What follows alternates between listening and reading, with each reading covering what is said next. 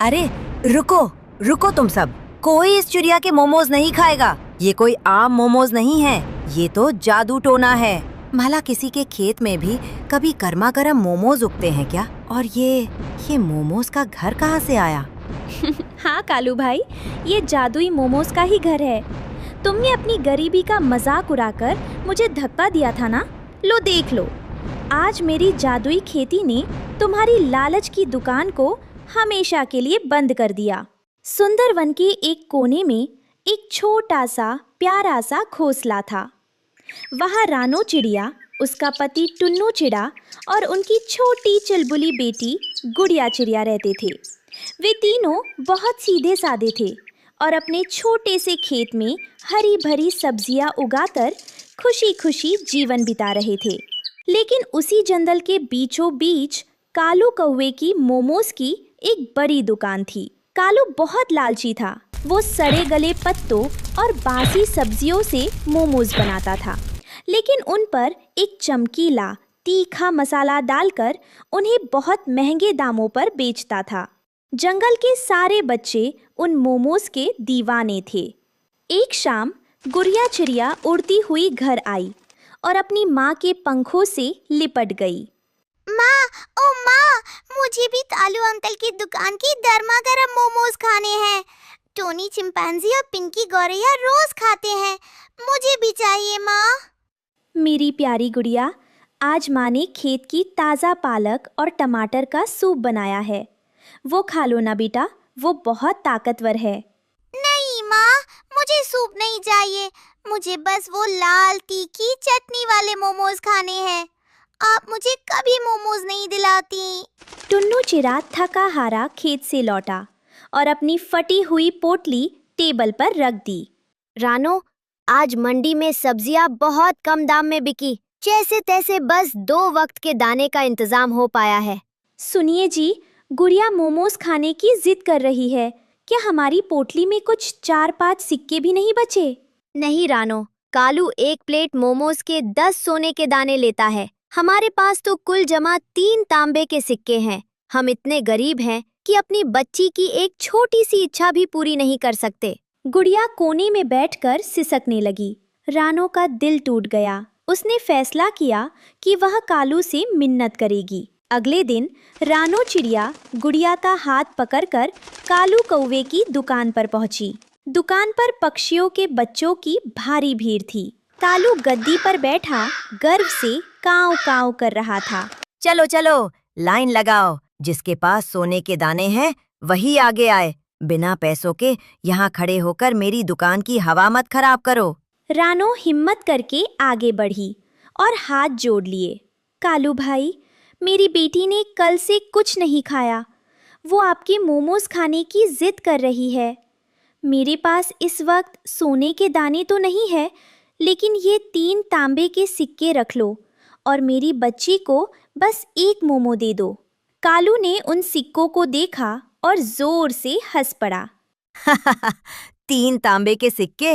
है भिखारन चिड़िया, इन सिक्कों से तो मेरे मोमोज की भाप भी ना मिले। भाग यहाँ से, अपनी औकात देखी है? चली आई मोमोज खाने। जाओ, जाकर वही कीड़े मकोड़े और सूखी घास खाओ। कालू अंकल, प्लीज मेरी माँ को मत डांटिए, मुझे नहीं चाहिए मोमोज। ए छोटी, अपनी माँ को ले जा यहाँ से, नहीं तो ढकेल दूंगा नीचे। चल, फुर्र हो जा। कालू ने रानो को धक्का दे दिया। रानो और गुड़िया रोती हुई वहां से उड़ गई। जंगल के बाकी पक्षी तमाशा देखते रहे, पर कालू के डर से कोई कुछ नहीं बोला। रानो चिड़िया अपनी बेटी को घोंसले में सुलाकर खेत के एक कोने में बैठकर फूट प्रतिशत फूट कर रोने लगी। हे भगवान, गरीबी इतनी बड़ी सजा क्यों है? मैं अपनी बच्ची का दिल भी नहीं बहला सकती। काश मैं उसे वो मोमोज खिला पाती। तभी अचानक आसमान में एक तेज नीली रोशनी चमकी। हवाओं में फूलों की खुशबू तैरने लगी। रानो ने आंखें खोली तो देखा कि सामने एक बेहद खूबसूरत चमकदार पंखों वाली परी खड़ी थी। रानो चिड़िया, रोना बंद करो। मैंने तुम्हारी ममता और कालू का घमंड दोनों देखे हैं। आप कौन है देवी? मैं इस जंगल की रक्षक परी हूँ। जो दूसरों का दिल दुखाते हैं, उनका घमंड ज्यादा दिन नहीं टिकता, और जो सच्चे दिल से मेहनत करते हैं, ईश्वर उनकी मदद जरूर करता है। ये लो। परी ने अपने जादुई छड़ी घुमाई और रानो की हथेली पर एक सोने जैसा चमकता हुआ बड़ा सा बीज रख दिया। ये क्या है परी जी? ये जादुई मोमोज का बीज है। इसे अपने खेत में बो दो और प्यार से सींचो। इससे जो फसल उगेगी वो तुम्हारे सारे दुख ही दूर कर देगी। लेकिन याद रखना, इसका उपयोग हमेशा दूसरों की भलाई के लिए करना। पलक झपकते ही परी गायब हो गई। रानो के आंसू सूख चुके थे और उसकी आंखों में उम्मीद की एक नई चमक थी। रानो ने तुरंत टुन्नू को बुलाया। दोनों ने मिलकर उस जादुई बीज को खेत की सबसे अच्छी मिट्टी में बो दिया और उस पर थोड़ा सा पानी छिड़का। तभी एक चमत्कार हुआ। भूमि से एक हरे रंग का अंकुर निकला, जो देखते ही देखते एक बड़े सुंदर पौधे में बदल गया।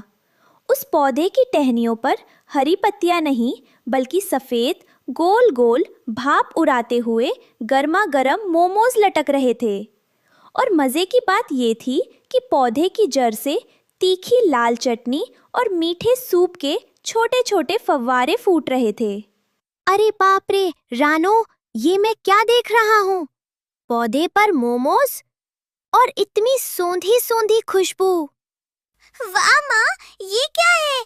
ये तो मोमोज का पेड़ है। रानो ने पेड़ से एक मोमो तोड़ा और गुड़िया को दिया। गुड़िया ने जैसे ही उसे खाया, वो खुशी से नाचने लगी। माँ, ये तो कालू के मोमोज से 1000 गुना ज्यादा स्वादिष्ट और ताजा है। इसमें से तो जादुई स्वाद आ रहा है। हाँ बेटा, अब हमारा कोई भी भाई बहन भूखा नहीं सोएगा। टुन्नू जी, चलिए पूरे जंगल में ढिंडोरा पिटवा दीजिए कि रानो और टुन्नू के खेत में मुफ्त और सस्ते मोमोज मिल रहे हैं। अगले ही दिन से रानो और टुन्नू ने केवल एक तांबे के सिक्के में भरपेट मोमोज बेचना शुरू कर दिया। जो गरीब थे उन्हें वे मुफ्त में खिलाते थे। जादुई मोमोज खाते ही बीमार पक्षी ठीक हो जाते थे और उदास बच्चे चहकने लगते थे। कालू कौवे की दुकान पर सन्नाटा पसर गया।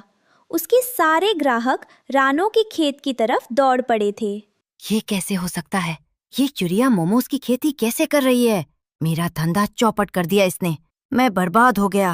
कालू गुस्से में रानो के खेत पहुंचा, जहां सारे पक्षी मजे से मोमोज खा रहे थे। रानो, ये तुम क्या जादू टोना कर रही हो? मोमोज कहीं पेड़ पर उगते हैं क्या? तुम सबको कोई बीमारी बांट रही हो। चुप रहो कालू, तुम्हारे मोमोज खाते तो हमारा पेट खराब होता था।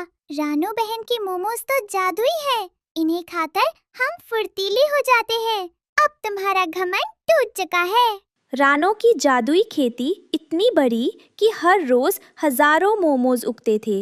रानो ने उन जादुई मोमोज के सख्त बाहरी हिस्से और जादुई गोंद की मदद से अपने लिए एक बेहद खूबसूरत, बड़ा और आलीशान मोमोज का घर बना लिया। वो घर दूर से ही सफेद और चमकदार दिखता था, जिसकी छत से सूप की खुशबू आती थी। कालू कौवा अपनी गलतियों के कारण अकेला रह गया और उसे अपनी लालच की सजा मिल चुकी थी। वही रानो, टुन्नू और गुड़िया अब उस जादुईदा मोमोज के घर में पूरे जंगल के पक्षियों के साथ हंसते खेलते और प्रेम से रहने लगे।